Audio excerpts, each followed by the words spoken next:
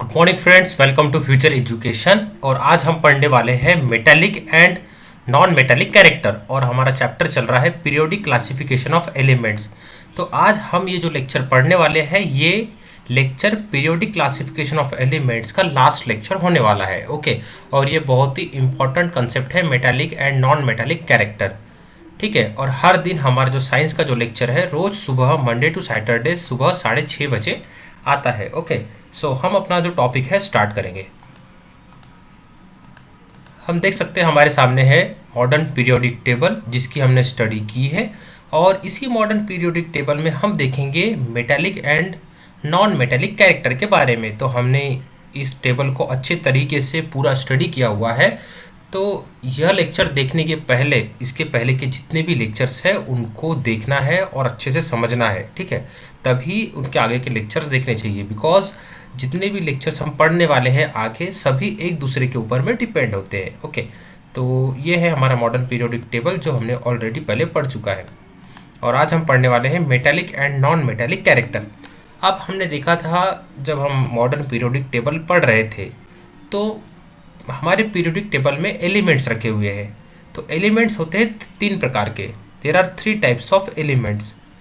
कुछ एलिमेंट है मेटल्स, कुछ है नॉन मेटल, और कुछ मेटल ऐसे हैं जो मेटल एंड नॉन मेटल दोनों की प्रॉपर्टीज़ उनमें होती है, उसके जैसे उनकी कैरेक्टरिस्टिक्स होती है, तो उसको हम बोलते हैं मेटलॉइड्स। ओके, तो हमारा जैसे कि जो टॉपिक है आज का वो है metallic and non metallic character.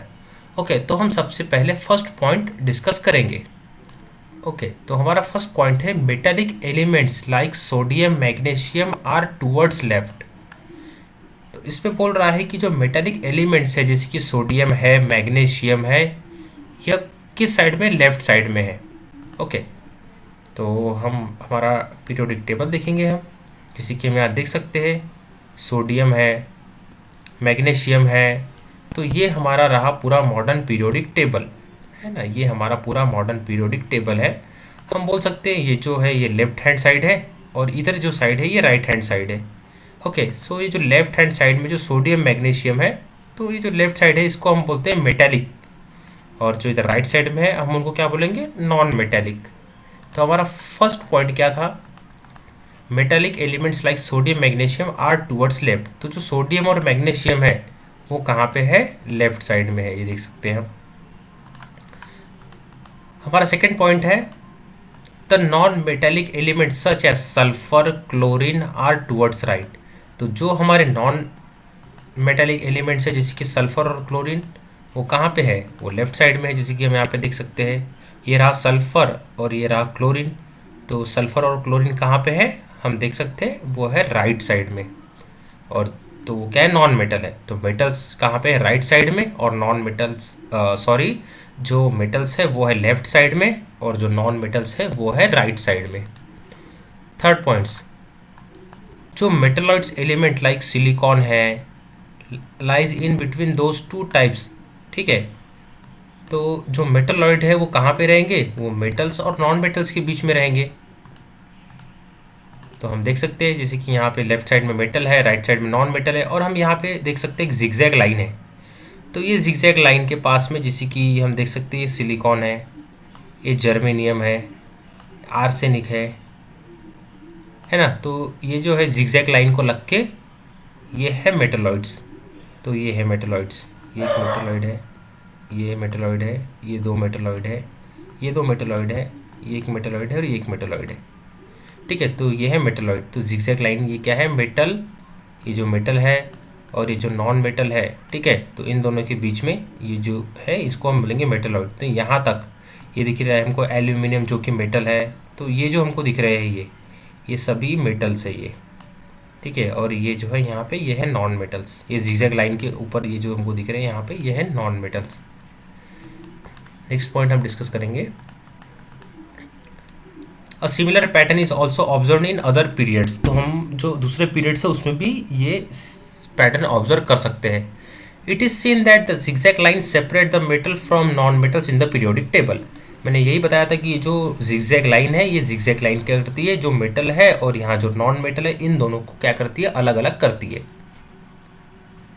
तो ये था हमारा एक सिंपल, जिससे हमने इनको क्या किया था, डिवाइड किया है, ठीक है, मेटल एंड नॉन मेटल को। अभी हम देखेंगे जो chemical properties of metals and non metal, ठीक है। तो सबसे पहले हम देखेंगे cation in them is formed from a metal while the anion from a non metal.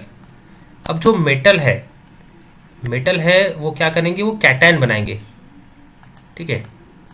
तो यहाँ पे मैं ये बॉक्स बनाऊंगा, बॉक्स बनाने के बाद में समझ में आएगा। जैसे कि ये मैंने एक बॉक्स बनाया, तो ये बॉक्स के अंदर हम पढ़ेंगे क्या लिखा है, cation in them is form from metal.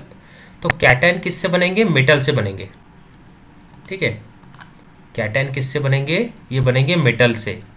और जैसे कि हम यहाँ पे देख सकते हैं, मैं इसको सर्कल बनाऊंगा, जैसे कि यहाँ है anion, anion from a non metal, ठीक है।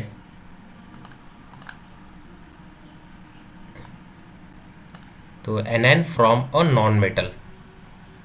कैटायन किससे बनेंगे, मेटल से बनेंगे।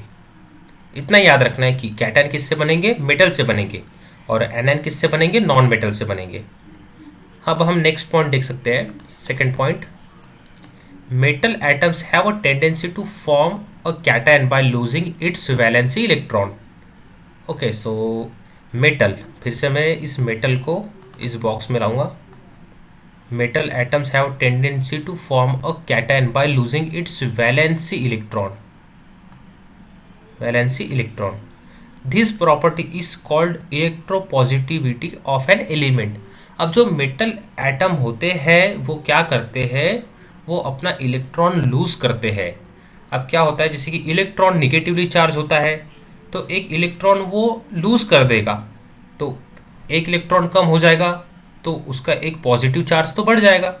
क्योंकि जैसे कि हम देख सकते हैं कोई एटम है जिसके अंदर में 10 प्रोटॉन है, 10 न्यूट्रॉन है और 10 इलेक्ट्रॉन है। तो अगर एक इलेक्ट्रॉन चला गया तो 9 इलेक्ट्रॉन है, मतलब 9 नेगेटिव चार्ज है, बट 10 तो प्रोटॉन है, मतलब 10 पॉजिटिव चार्ज है, तो वहाँ पे पॉजिटिविटी ज़्यादा आ जाएगी। इसीलिए हम उसको क्या बोलते हैं, इलेक्ट्रोपॉजिटिविटी ऑफ एलिमेंट। मैं इसको यहाँ पे अंडरलाइन कर सकता हूँ। This property is called electropositivity of an element. अब हम नॉन मेटल के बारे में देखेंगे, इसको मैं सर्कल का यूज़ करूँगा। जैसे कि atom of non metal has a tendency to form an anion by accepting electron, ठीक है। अभी ये मैं पूरा इरेज कर देता हूँ, यहाँ पे मैं अंडरलाइन का यूज़ करूँगा। सो यहाँ पे मैं देख सकता हूँ atom of non metal has a tendency to form an anion. अभी हमने देखा था कि जो नॉन मेटल है वो क्या बनाएंगे, एनायन बनाएंगे। कैसे, एक्सेप्ट करेंगे इलेक्ट्रॉन को from outside into its valency shell. So it's very simple, metal क्या बनाएंगे, मेटल बनाएंगे कैटायन, नॉन मेटल क्या बनाएंगे, एनायन। मेटल क्या करेंगे, लूज करेंगे इलेक्ट्रॉन को, और जो नॉन मेटल है वो एक्सेप्ट करेंगे इलेक्ट्रॉन को। तो जो हमारे मेटल है वो होते हैं इलेक्ट्रोपॉजिटिव, और जो हमारे नॉन मेटल होते हैं वो होता है इलेक्ट्रोनिगेटिव। अब हमारा फोर्थ पॉइंट है, ions have a stable electronic configuration of a noble gas. अब जो आयन होते हैं उनका एक स्टेबल इलेक्ट्रॉनिक कन्फिगुरेशन होता है नोबल गैस के जैसे। और इसके पहले के जो लेक्चर्स हैं हमने उसमें बहुत अच्छे से डिस्कस किया था electronic configuration. So I hope वो लेक्चर्स देखना बहुत ही इंपॉर्टेंट है, उसके बाद में ये electronic configuration of noble gas समझ में आएगा। ओके, सो ये टॉपिक थोड़ा बड़ा है तो मैं इसको भी यहाँ डिस्कस नहीं कर सकता हूँ। तो इसके बाद हम नेक्स्ट देखेंगे। नेक्स्ट हमारा पॉइंट है, how is the ability to lose और accept electrons in the valency shell determined. अभी हमने देखा कि जो मेटल है वो तो लूज कर देते हैं इलेक्ट्रॉन को, और जो नॉन मेटल है वो एक्सेप्ट कर लेते हैं इलेक्ट्रॉन्स को, ठीक है। तो ये कैसे होता है ना, ये कैसे होता है। अब हम साइंस पढ़ रहे हैं तो हमारे माइंड में क्वेश्चन आना चाहिए, व्हाई इट हैपन्स।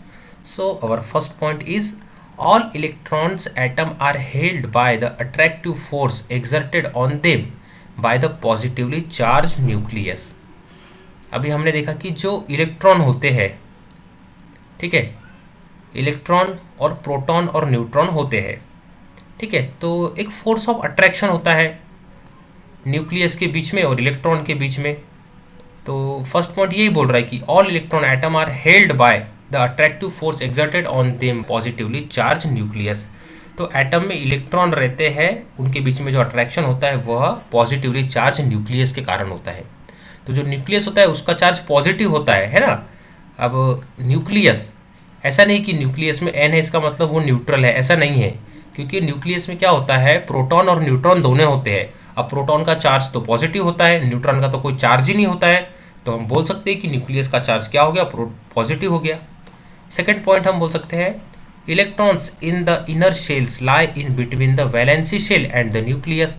अब इसके पहले हमने देखा था स्ट्रक्चर एटम का जिसके बीच में न्यूक्लियस होता है, ठीक है। ये हम यहाँ पे सर्कल का यूज़ कर सकते हैं, जैसे कि मैं एक सर्कल का यूज़ करूँगा, जैसे मैंने ये सर्कल का यूज़ किया तो मैं इसको न्यूक्लियस बोल सकता हूँ। न्यूक्लियस के बाद में मैं दूसरा सर्कल यूज़ करूँगा जहाँ पे इसको मैं दूसरा शेल बना दूँगा। ये मैंने दूसरा शेल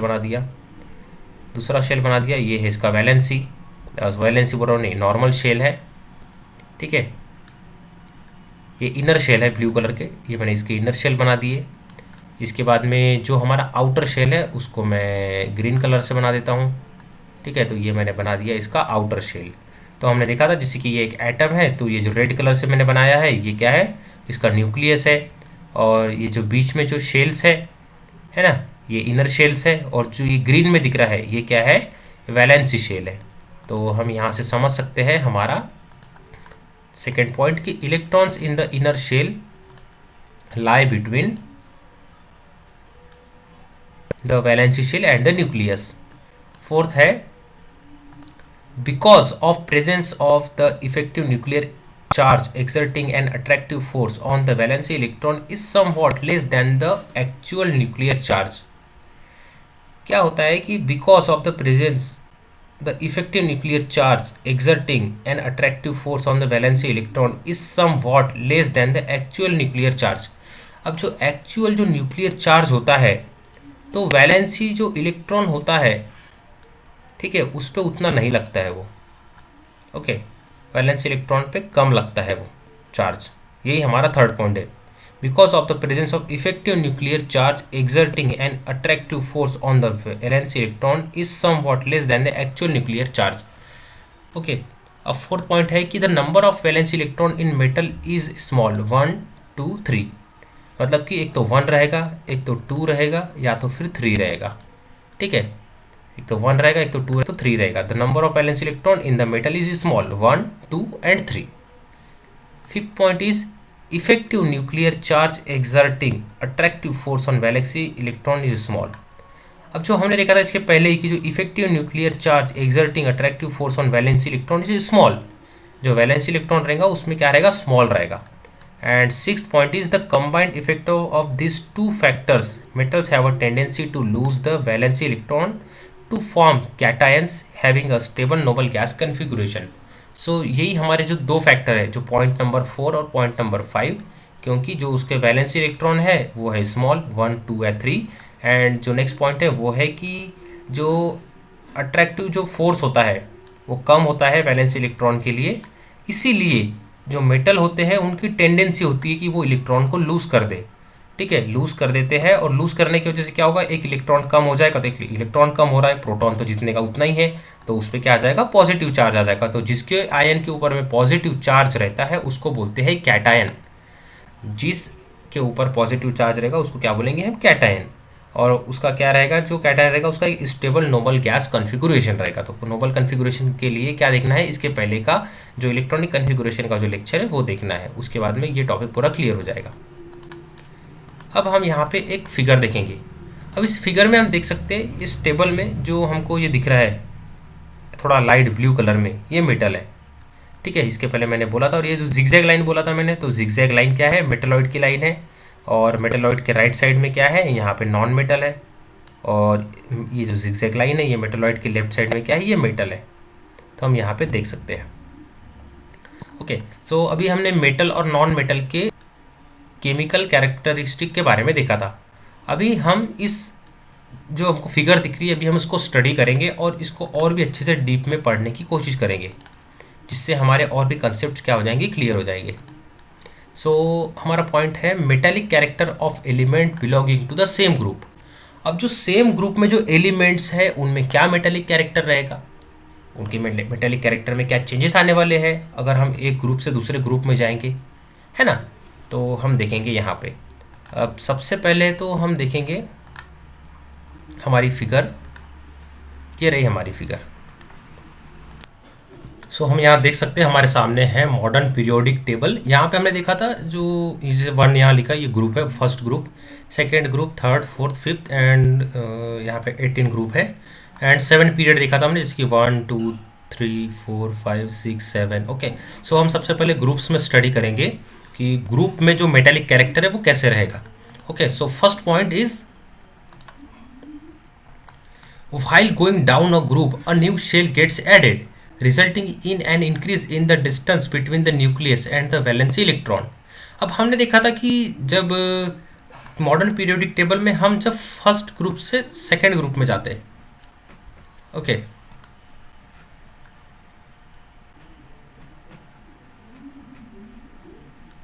एक मिनट, हाँ थोड़ा सा यहाँ पे।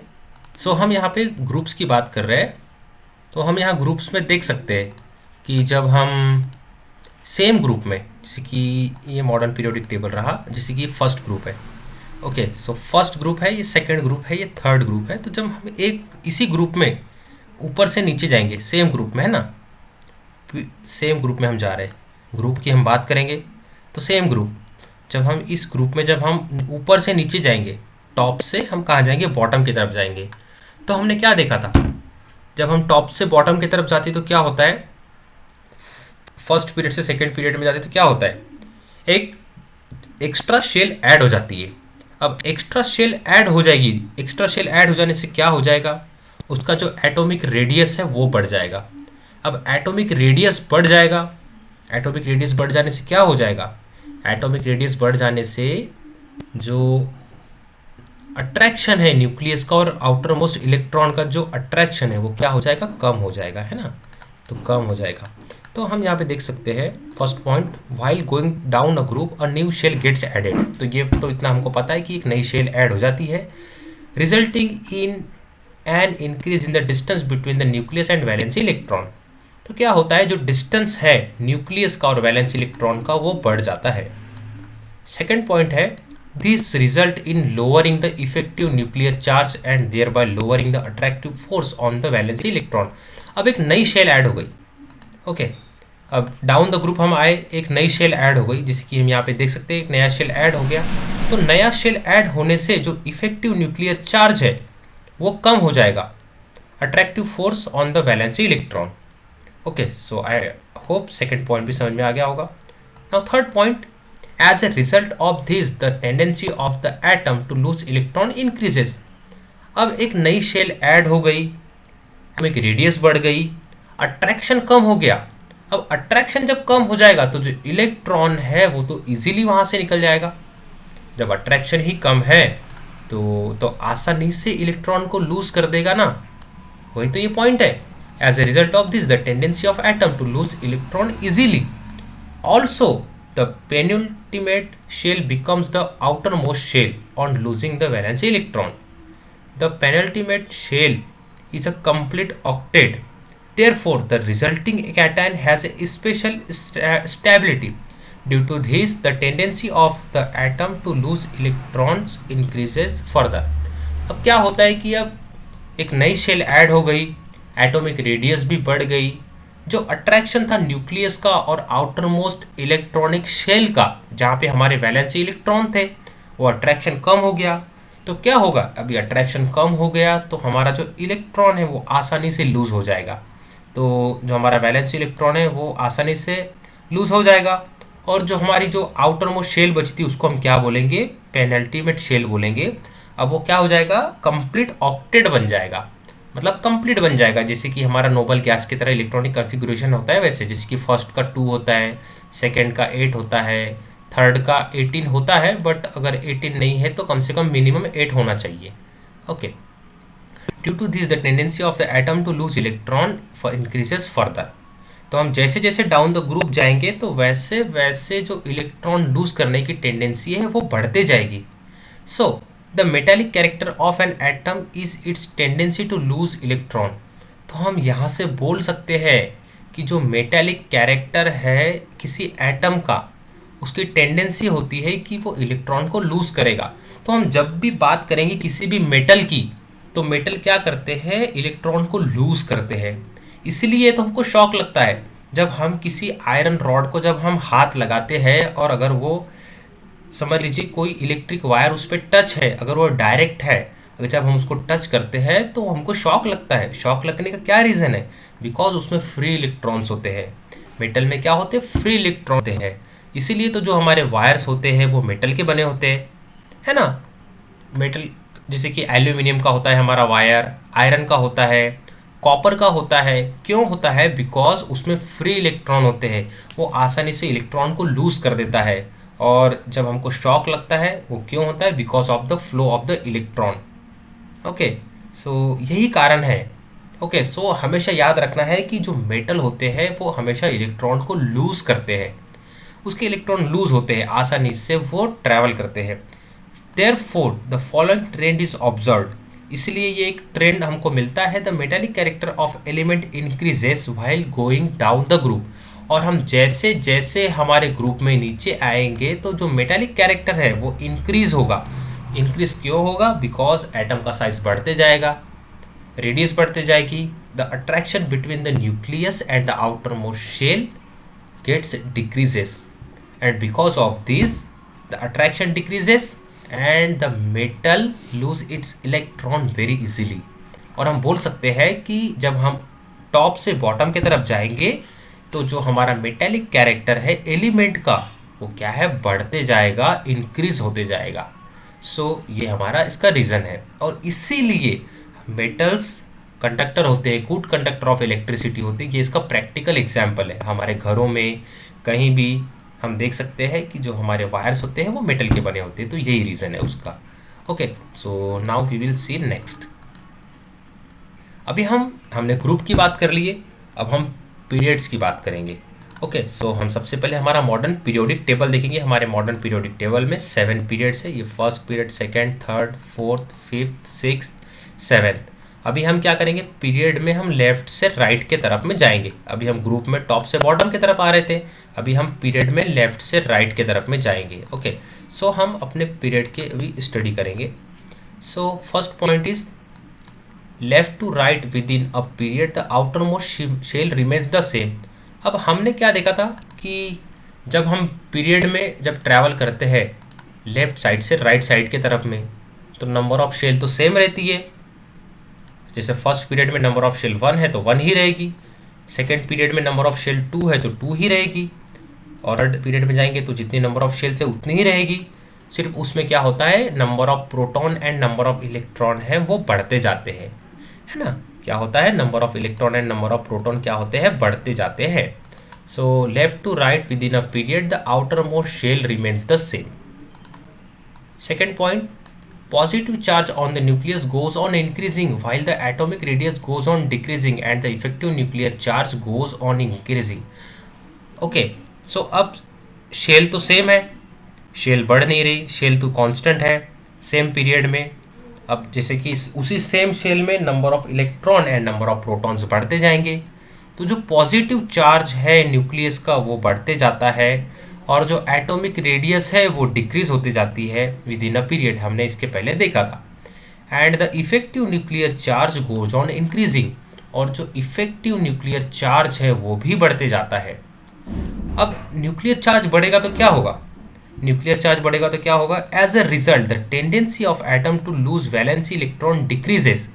तब जैसे जैसे चार्ज बढ़ेगा, चार्ज बढ़ने के कारण क्या होगा, हमारी रेडियस भी कम हो जाएगी, अट्रैक्शन बढ़ जाएगा। और जब अट्रैक्शन बढ़ जाता है किसी चीज़ का, तो उनको दूर करने के लिए हमको बहुत ज़्यादा ताकत लगेगी, बहुत ज़्यादा ताकत लगेगी। तो जो हमारा एटम है उसको बहुत ताकत लगेगी कि वो अपना इलेक्ट्रॉन को छोड़े, वो छोड़ेगा ही नहीं, है ना। So the tendency of atom to lose valency electron decreases, तो वैलेंसी इलेक्ट्रॉन लूज करने की जो कैपेसिटी है वो कम हो जाएंगी within the period from left to right. So जब हम लेफ्ट से राइट के तरफ में जाएंगे तो अट्रैक्शन बढ़ जाएगा, और जो वैलेंस इलेक्ट्रॉन है वो लूज नहीं होगा आसानी से। अब इसके कारण क्या होगा, valence electrons are held with greater and greater attractive force. अब जो वैलेंस इलेक्ट्रॉन है वो हेल्ड रहेंगे और भी ज़्यादा अट्रैक्टिव फोर्स के कारण, उनके बीच में अट्रैक्टिव फोर्स ज़्यादा रहेगा। This is called electronegativity of an atom. अब वो अपना जो इलेक्ट्रॉन है वो लूज नहीं करेगा, वो अपना इलेक्ट्रॉन लूज नहीं करेगा, वो क्या करेगा, किसी और का इलेक्ट्रॉन अपने पास में लाएगा। तो हम उसको क्या बोल सकते हैं, जब कोई एटम अपना इलेक्ट्रॉन लूज नहीं करता मतलब कि उसकी इलेक्ट्रोनिगेटिविटी ज़्यादा है। अब वो इलेक्ट्रॉन लूज नहीं कर रहा मतलब कि उसका इलेक्ट्रॉनिक चार्ज तो उतना ही है ना, इलेक्ट्रॉनिक चार्ज तो उतना ही है। पहले क्या है, मेटल में कम हो रहा था तो वहाँ पे पॉजिटिव चार्ज ज़्यादा हो जा रहा था, लेकिन यहाँ पे तो जो नॉन मेटल है वो तो दूसरे का इलेक्ट्रॉन ले लेता है, अपना इलेक्ट्रॉन नहीं देता है वो, तो उसकी इलेक्ट्रोनिगेटिविटी बढ़ जाएगी क्योंकि वहाँ पे अलग एक्स्ट्रा के इलेक्ट्रॉन्स आ जाएंगे। Okay, so valence electrons are held with great and greater attractive force. This is called electronegative of an atom, इसी को हम इलेक्ट्रोनिगेटिविटी भी बोलते हैं। Due to increasing electronegativity from left to right within a period, the ability of an atom to become anion by accepting its outside electron goes on increasing. अब हमने देखा कि जो इलेक्ट्रोनेगेटिविटी है वो तो बढ़ते जा रही है लेफ्ट से राइट की तरफ में। अब वो अपना जो इलेक्ट्रॉन है वो तो छोड़ नहीं रहा, अब अपना इलेक्ट्रॉन वो छोड़ नहीं रहा तो वो क्या करेगा, किसी और एटम का इलेक्ट्रॉन ले लेगा। अब किसी और एटम का इलेक्ट्रॉन ले लेगा, एक एक्स्ट्रा इलेक्ट्रॉन आ गया उसके पास में, तो एक एक्स्ट्रा उसके पास में निगेटिव चार्ज आ गया, तो निगेटिव चार्ज आ गया, और जिसके ऊपर निगेटिव चार्ज रहता है उसको तो हम एनायन बोलते हैं, है ना। और जो उसका इलेक्ट्रॉन ये बढ़ गया तो उसकी इलेक्ट्रोनिगेटिविटी भी बढ़ जाएगी बिकॉज उसने एक एक्स्ट्रा का इलेक्ट्रॉन ले लिया है। The tendency of an element to form anion और the electronegativity is the non metallic character of an element. तो हम यहाँ बोल सकते हैं कि जो नॉन मेटल है उसका क्या कैरेक्टर है कि वो एनायन बनाते हैं और वो इलेक्ट्रोनिगेटिविटी रहती है। तो ये हमने देखा ग्रुप एंड पीरियड में। सो ये बहुत ही इंपॉर्टेंट कंसेप्ट था, ये हमारे लिए समझना बहुत ही इंपॉर्टेंट है। तो बहुत ही सिंपल चीज़ है, हम बस एक बार ये फिगर को अच्छे से एक बार समझने की कोशिश करेंगे। हम यहाँ देख सकते हैं हमारे सामने ये एक रखा हुआ है पीरियोडिक ट्रेंड इन एलिमेंट। हम यहाँ पे देख सकते हैं जैसे कि यहाँ पे ये हमारा मॉडर्न पीरियोडिक टेबल का स्ट्रक्चर हमें दिख रहा है यहाँ पे, ठीक है। तो हम यहाँ देख सकते हैं ये लेफ्ट साइड है, ये राइट साइड है, ये पीरियड है 1 2 3 4 5 6 7 और ये हमारे ग्रुप्स दिख रहे हैं हमको वर्टिकल। और हम यहाँ पे देखेंगे तो ये क्या दिख रहा है हमको, एक एरो दिख रहा है जो कि लेफ्ट से राइट के साइड में जा रहा है। मतलब ये पीरियड शो कर रहा है कि सेम पीरियड में जब हम लेफ्ट से राइट साइड जाएंगे तो क्या होगा, डिक्रीजिंग एटॉमिक रेडियस, है ना। जब हम फर्स्ट सेकेंड या थर्ड किसी भी पीरियड की बात करें, जिससे हम ये फोर्थ पीरियड की बात करते हैं, तो जब हम फोर्थ पीरियड में जब हम लेफ्ट से राइट के साइड में जाएंगे तो क्या होगा, उसका जो एटॉमिक रेडियस है वो कम हो जाएगा। Increasing electronegativity and non metallic character. अब क्या हो जाएगा, एटॉमिक रेडियस कम हो रही है तो वो अपना इलेक्ट्रॉन आसानी से लूज नहीं करेगा, तो उसका जो मेटालिक कैरेक्टर है वो कम होते जाएगा। जब मेटालिक कैरेक्टर कम होगा तो नॉन मेटालिक कैरेक्टर बढ़ जाएगा। और वैसे भी हम देख सकते हैं, हम जैसे जैसे लेफ्ट से राइट की तरफ में जा रहे हैं तो यहाँ पे तो लास्ट में तो नॉन मेटल ही आ गया ना, मतलब हम धीरे धीरे नॉन मेटल की तरफ में जा रहे हैं, मतलब कि इसका जो मेटालिक कैरेक्टर है वो कम हो रहा है और उसका जो इलेक्ट्रोनिगेटिविटी है और जो नॉन मेटालिक कैरेक्टर है वो बढ़ रहा है। थर्ड पॉइंट हम देख सकते हैं decreasing electropositivity and metallic character. Same बात ही बोला हमने कि इलेक्ट्रोनिगेटिविटी बढ़ रही है मतलब इलेक्ट्रोपॉजिटिविटी कम हो रही है, इसका मेटालिक कैरेक्टर कम हो रहा है मतलब इसका नॉन मेटालिक कैरेक्टर बढ़ रहा है। ओके, सो ये देखा हमने सेम पीरियड में। हम यहाँ देख सकते हैं कि जो ब्लू कलर में ये मेटल है, मेटलॉइड, तो ये दूसरे कलर में दिखाया हुआ है हमको, एंड जो नॉन मेटल है ये इधर में दिखाया हुआ है। ओके, आई होप ये समझ में आ गया होगा, मैंने एक्सप्लेन नहीं किया था। अभी हम देखेंगे ये जो हमको एरो दिख रहा है ये टॉप से बॉटम की तरफ में जा रहा है, तो यहाँ पे हम इसको भी देख सकते हैं कि सेम ग्रुप की बात करेंगे अभी हम, क्योंकि जब हम टॉप से बॉटम में आएंगे मतलब कि इसी सेम ग्रुप में टॉप से बॉटम की तरफ में आ रहे हैं। तो first point increasing atomic radius.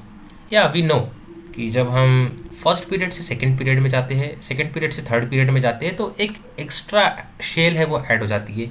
जब एक्स्ट्रा शेल ऐड होती है तो एटॉमिक रेडियस बढ़ जाता है, तो इंक्रीजिंग एटॉमिक रेडियस। अब एटॉमिक रेडियस बढ़ने से क्या होगा, एटॉमिक रेडियस बढ़ने से अट्रैक्शन कम हो जाएगा, और अट्रैक्शन कम होने से क्या हो जाएगा, वो आसानी से इलेक्ट्रॉन को लूज कर देगा। आसानी से इलेक्ट्रॉन लूज कर देगा मतलब कि उसका जो मेटालिक कैरेक्टर है वो तो बढ़ रहा है ना, उसका मेटालिक कैरेक्टर तो बढ़ रहा है, मतलब नॉन मेटालिक कैरेक्टर कम हो रहा है। नॉन मेटालिक कैरेक्टर कम होने का मतलब क्या होता है, उसकी इलेक्ट्रोनिगेटिविटी कम हो रही है। तो हम यहाँ पे देख सकते हैं decreasing electronegativity and non metallic character. जब उसकी इलेक्ट्रोनिगेटिविटी कम होगी तो उसकी इलेक्ट्रोपॉजिटिविटी बढ़ जाएगी। तो next point is increasing electropositivity. और उसका जो नॉन मेटालिक कैरेक्टर है वो भी कम हो रहा है ऊपर से नीचे आते टाइम।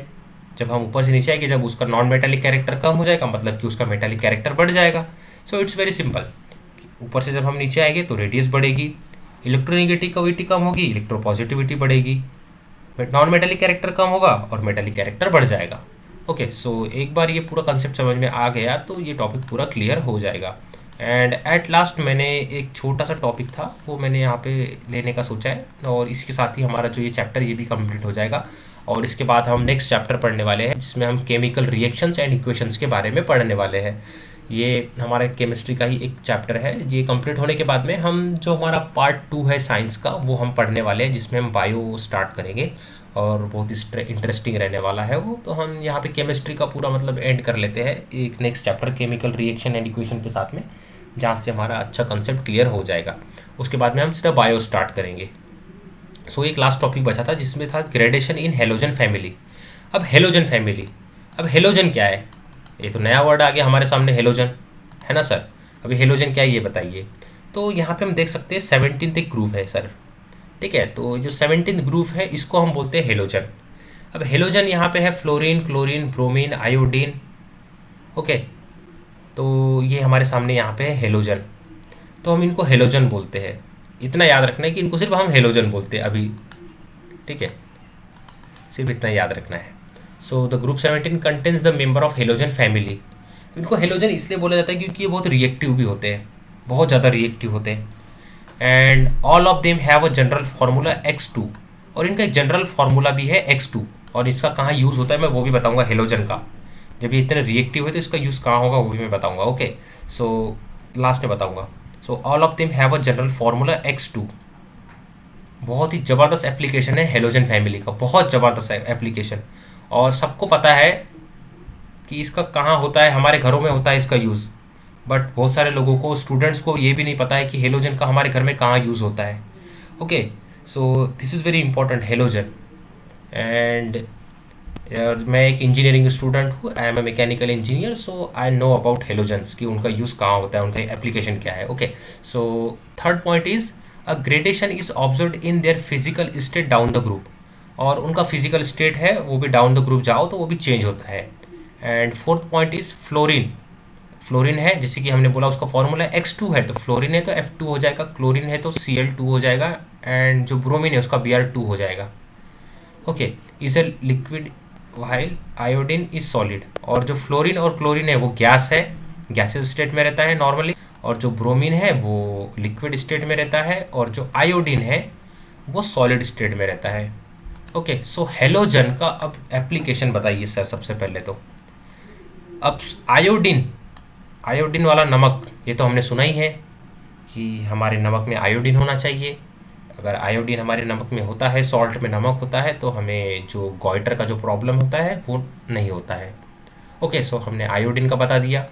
अब ये जो फ्लोरीन है और क्लोरीन है इसका एप्लीकेशन बहुत अच्छा है। अब इसका एप्लीकेशन क्या है सर? अब हमें पता है AC, AC मतलब एयर कंडीशनर, रेफ्रिजरेटर मतलब फ्रीज़र, फ्रिज, रेफ्रिजरेटर। हमारे AC और जो हमारा फ्रिज या जो रेफ्रिजरेटर होता है उसमें रहता है हमारा रेफ्रिजरेंट, रेफ्रिजरेंट, और रेफ्रिजरेंट में रहता है फ्लोरीन या फिर क्लोरीन। फ्लोरीन और क्लोरीन रहता है, ये बहुत ही ज़्यादा रिएक्टिव रहता है, और इसका जो बॉइलिंग पॉइंट है वो बहुत ही कम होता है। इतना कम होता है इसका बॉइलिंग पॉइंट कि ये बहुत कम टेम्परेचर पे ही बॉईल हो जाता है। इसलिए इनका यूज़ हम रेफ्रिजरेटर में या फ्रीज AC में यूज़ करते हैं, ताकि कम टेम्परेचर पे ही वो हीट को क्या कर लेते हैं, एब्जॉर्ब कर लेते हैं एंड बॉईल हो जाते हैं। और उस हीट को फिर हम कहाँ करते हैं, बाहर ट्रांसफ़र करते हैं। इसलिए हम फ्लोरीन एंड क्लोरीन का यूज़ करते हैं हमारे फ्रीज में एंड एयर कंडीशनर में। So halogen is very important. Okay, so यही था हमारा इसका एप्लीकेशन, और आयोडीन का तो हम सॉल्ट में यूज़ करते हैं। सो इसके बाद हम लास्ट जो हमारा, इसके बाद जो मतलब चैप्टर, अभी लास्ट तो नहीं बोल सकते, मतलब थर्ड चैप्टर इसके बाद मैं लेने वाला हूँ, वो पार्ट 1 का ही थर्ड चैप्टर रहेगा जिसमें हम केमिकल रिएक्शन एंड इक्वेशन के बारे में पढ़ने वाले हैं। और उसके बाद हम पार्ट 2 स्टार्ट करेंगे जिसमें हम बायो पढ़ेंगे। ओके, सो आई होप ये टॉपिक, आज का जो टॉपिक है वो थोड़ा बड़ा हो गया है क्योंकि मुझे ये पूरा चैप्टर आज कंप्लीट करना था कैसे भी करके, और इसके बाद जो नया चैप्टर स्टार्ट करना है। तो okay, so thanks for watching. I hope आज का लेक्चर बहुत अच्छा लगा होगा। So please like, subscribe and share also. अब जो तुम्हारे फ्रेंड्स हैं उनको भी बताना है, उनके साथ शेयर करना है और फ्यूचर एजुकेशन को सब्सक्राइब करना है। Okay, and you can also follow me on Facebook and Instagram. इसके जो लिंक्स है वो मैंने डिस्क्रिप्शन बॉक्स में दे दिए हैं। ओके, और यहाँ पे आई बटन पे क्लिक करेंगे तो और भी जो रिलेटेड जो लेक्चर्स है वो भी मिल जाएंगे। Okay, so thanks for watching and have a great day.